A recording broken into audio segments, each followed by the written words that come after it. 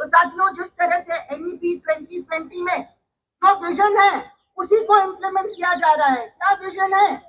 Vision है जो सारे हमारे रेगुलेशन में आया कि आपको फंडिंग की जरूरत नहीं है, आप लोन लेके काम चला लो।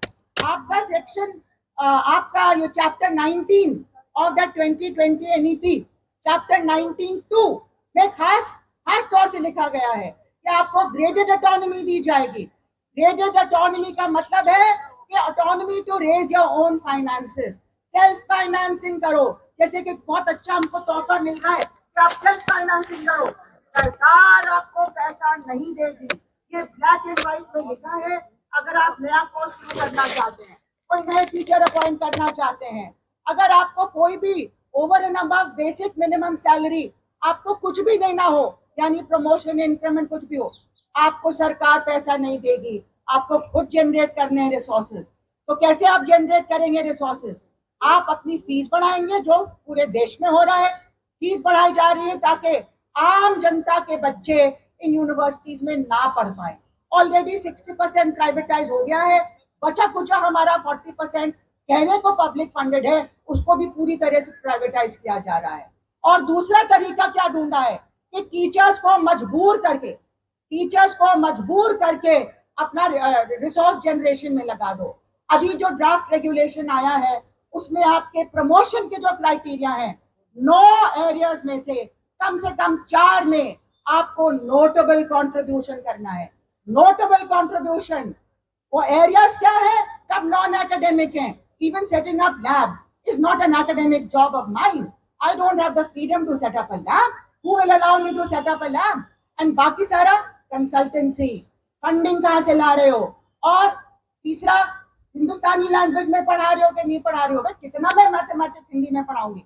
मैं तो कोशिश करती हूँ, लेकिन हमारा सारा है एजुकेशन का टेक्स्ट इंग्लिश में है। तो ये क्या जबरदस्ती है? Everybody does their best, but आप उनका काम देखने के बजाय आप देखेंगे कि आपने ये सब चीजें की हैं कि नहीं की हैं, और इंडियन नॉलेज सिस्टम में आपने कितना कंट्रीब्यूशन किया। तो जबरदस्ती आपको अपने आइडियोलॉजिकल प्रोपेगेंडा में लगाया जाएगा, आपसे पैसा जनरेट करवाया जाएगा ताकि आप रिसोर्सेज में मदद करें जनरेट करने में, बजाय के सरकार पैसा दे और हम अपने काम पे फोकस करें, पढ़ाने लिखाने का, रिसर्च पे। उसके बजाय हमें ये सब काम करने पड़ेंगे। और नोटेबल कौन तय करेगा? What do we mean by notable? तो बहुत क्लेवरली इन्होंने क्या किया है कि जहां जहां टीचर्स का प्रोटेक्शन होता, एकेडमिक स्टैंडर्ड्स का प्रोटेक्शन होता, वो सारा उठा के इन्होंने गाइडलाइन में डाल दिया है। और जो रेगुलेशन है उसमें कहते हैं कि जो सिलेक्शन कमेटी है, जिसको आपने 100% वेटेज दे दिया है, वो तय करेगी कि आपका कॉन्ट्रीब्यूशन नोटेबल है कि नहीं नोटेबल है। ये क्वांटिफाई किया जाएगा। आपके previous chairman Jagdish Kumar UGC के, उन्होंने कह दिया कि क्वांटिफाई होना चाहिए। और क्वांटिफाई कैसे किया जाएगा? हर इंस्टीट्यूशन तय करेगा और वो सिलेक्शन कमेटी तय करेगी कि आपका कंट्रीब्यूशन नोटेबल है और उनका नहीं है। इनका है, इनका नहीं है। आप पक्षपात कर सकते हैं और आपकी कोई जवाबदेही नहीं है।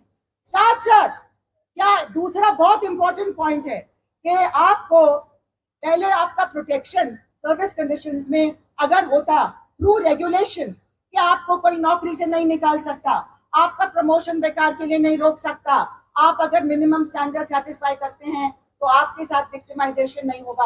अभी तो हमारे पास कुछ प्रोटेक्शन है, हम परमानेंट टीचर जो हैं, लेकिन यूजीसी ने हाथ धो लिए कि हमको नहीं से कोई मतलब। वो गाइडलाइंस में डाल देंगे। गाइडलाइंस में आपको 8 घंटे आपको रहना पड़ेगा अपने इंस्टीट्यूशन में। आपका काम किस तरह से होगा, आपका इंस्टीट्यूशन तय करेगा आपके सर्विस कंडीशन। और आपको कोई भी मिनिमम जो मैक्सिमम वर्कलोड जो तय होता था 14-16 का घंटे का पर week, that is essential not only for your academic standards, because you cannot have unlimited workload. Where will the quality go? तो वो चीज हमारे पोस्ट को भी प्रोटेक्ट करती थी, हमारे टीचर्स को एक्सप्लॉयटेशन से प्रोटेक्ट करती थी कि आप 14-16 घंटे से ज्यादा आपको हफ्ते में डायरेक्ट टीचिंग का काम नहीं दिया जाएगा। वो साथियों हटा दिया गया है, उसका कोई नामो निशान नहीं है। और साथ में गाइडलाइंस में ये लिखा है कि इंस्टीट्यूशन तय करेगा कितने घंटे बैठाएंगे। तो अगर इंस्टीट्यूशन तय करेगा तो जिस इंस्टीट्यूशन को सेल्फ फाइनेंसिंग करना है वो तय करेगा कितनी पोस्ट की जरूरत है। जब 14-16 घंटा की बात नहीं है तो पोस्ट कैलकुलेट कैसे करेंगे। आप जितने चाहे कॉन्ट्रैक्ट पे रख सकते हैं, कॉन्ट्रैक्ट पे अब 10% लिमिट नहीं है, कॉन्ट्रैक्चुअल अपॉइंटमेंट्स पे कोई लिमिट नहीं है। तो आप चाहें तो 90% को कॉन्ट्रैक्चुअल रख लीजिए और 10% से काम आप कराइए सारा। आप अपना सेल्फ फाइनेंसिंग वगैरह काम टीचर से कराएंगे। जो आउट ऑफ लाइन बोलेगा उसको आप नौकरी से निकाल सकते हैं, जो सवाल पूछेगा उसको आप नौकरी से निकाल सकते हैं। साथियों, हमारे देश में जो ऑटोनोमस इंस्टीट्यूशंस हैं उनमें पहले से ये सब चल रहा है। नाम दीजिए एक भी ऑटोनोमस इंस्टीट्यूशन का जहाँ पे यूनियन हो।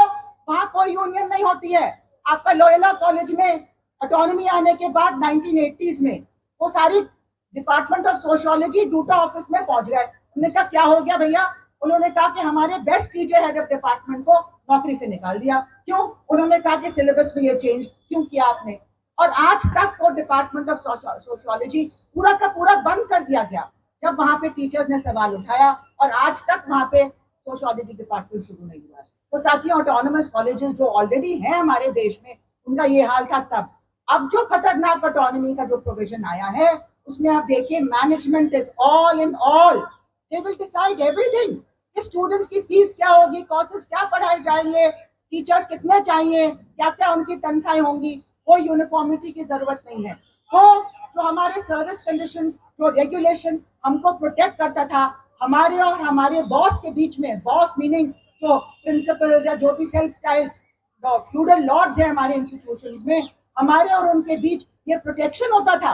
मुझे ये भरोसा था कि मैं अपने प्रिंसिपल से सच बोल के अपना डिसेंट एक्सप्रेस कर सकती हूँ और वो मुझे नौकरी से नहीं निकाल सकते।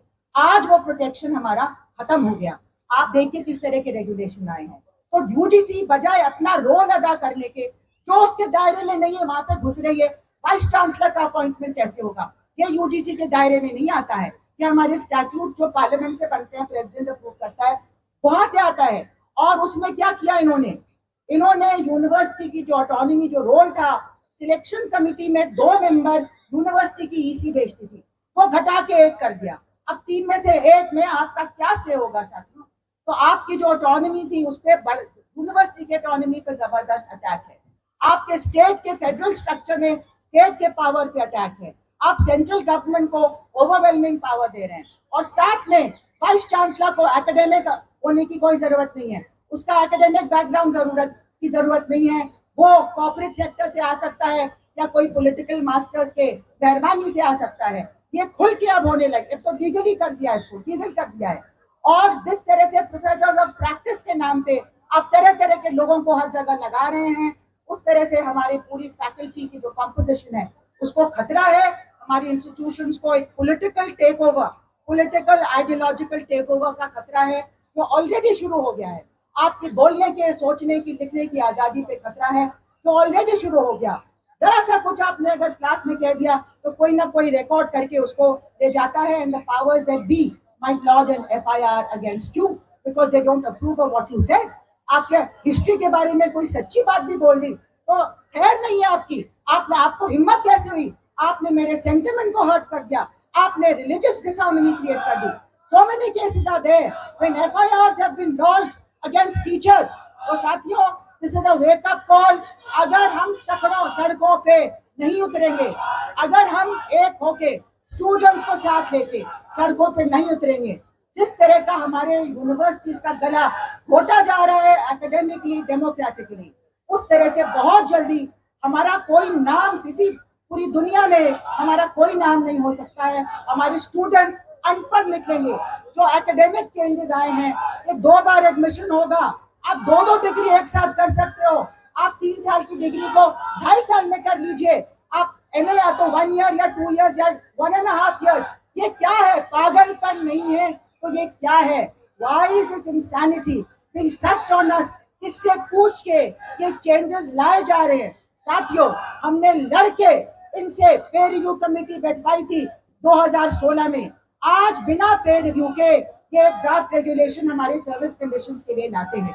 इनकी हिम्मत देखिए कितनी बढ़ गई है, और हिम्मत इसलिए बढ़ गई है कि हम सड़कों पे जितना हमें निकलना चाहिए हम नहीं निकल रहे हैं। बहुत जल्दी सब कुछ खत्म हो रहा है और खत्म हो जाएगा। हमें अपने फ्यूचर के लिए, अपने बच्चों के फ्यूचर के लिए, अपने यूनिवर्सिटीज के लिए और अपनी देश की बची कुची डेमोक्रेसी के लिए लड़ना है।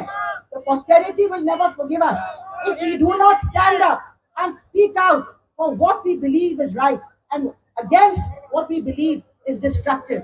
इसी के साथ मैं अपनी बात यहीं पे खत्म करूंगी।